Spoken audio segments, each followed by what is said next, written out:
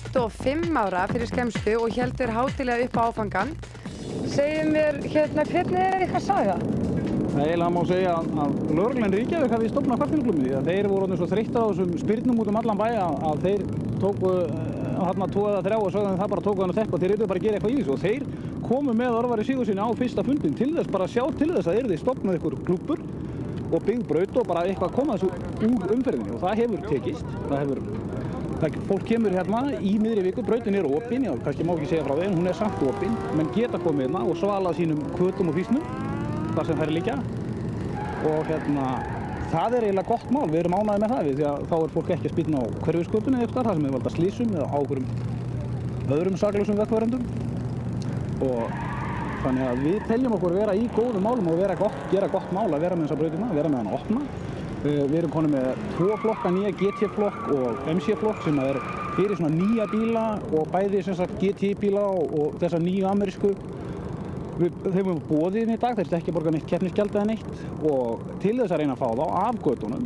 Auðvitað vilja sér drengir gefa í. Það er bara, Gunnar á Hlíðarenda, hann keppti sko. Já. Þú sér 30 ára krakka á hjólum og þau eru að keppa, þau hafa ekki aldrei talað um kvartbílklúbb.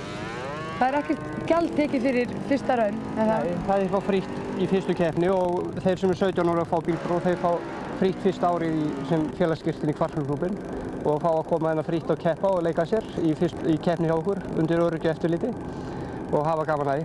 Og við hvetjum á til að koma á sínum GT-bílum og spilna hérna í öruggum stað, afgöðu dómur ekki. Hvernig er þetta búið að breytast svona í gegnum árin? Þetta er náttúrulega búið að fara svolítið bæði upp og niður. Þegar það var stofnað á sínum tíma þá var ekkert voðalega mikið að ske hérna á landinu. Fólk átti ekki í vídeo eitt en eitt þannig að það komu fleiri þúsund manns á svona keppni. Það reyndar kom líka tugir þúsunda bara á einhverju heimilisýningu að skoða eldavélar sko.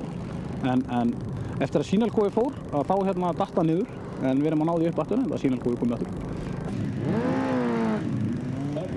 Og við vindum okkur í mótuhjól í alltaf 750 kúbík. Fáum að sjá fyrst Ólaf Helga Sigþórsson og Eirík Sveinþórsson.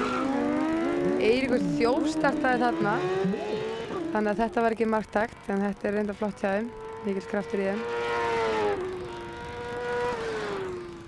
Ólafur Helgi tók þetta þó. Og þau svissa braut. Og þetta fer allt vel.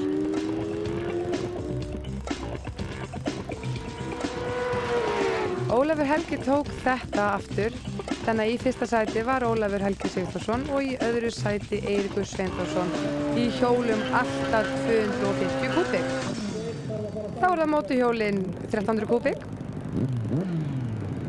Við sjáum fyrst að sjá Lúðvík Halldórsson á móti Unnari Mári Magnúsinni.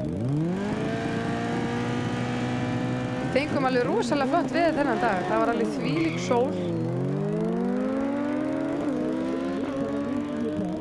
Mikið hlýtt eins og sem má kannski sjá á myndunum. Unnar Már tók þetta. Síðan svissaði yfir brautir og taka þarna af stað. Unnar Már þjófstartaði þarna. Þannig að þetta var ekki marktækt fyrir þær sakir. Lúðvík, hann tók þetta. Þá er það Lúðvík Halldórsson og Unnar aftur. Þetta er tekið aftur.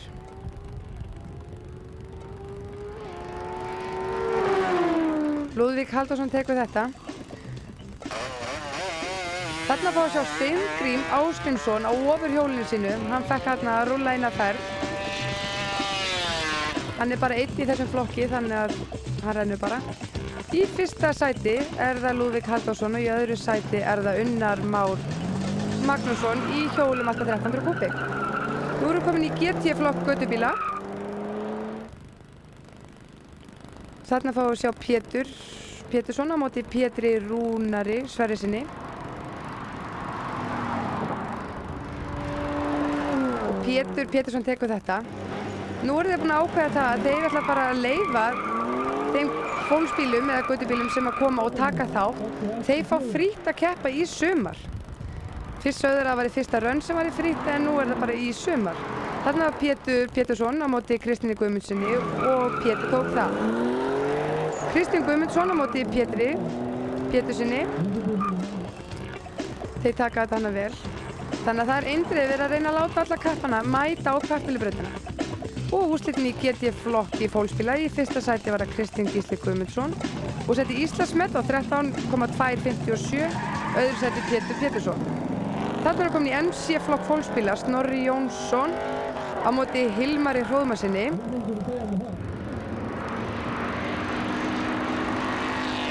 Og Hilmar Hróðmarsson sigraði þetta.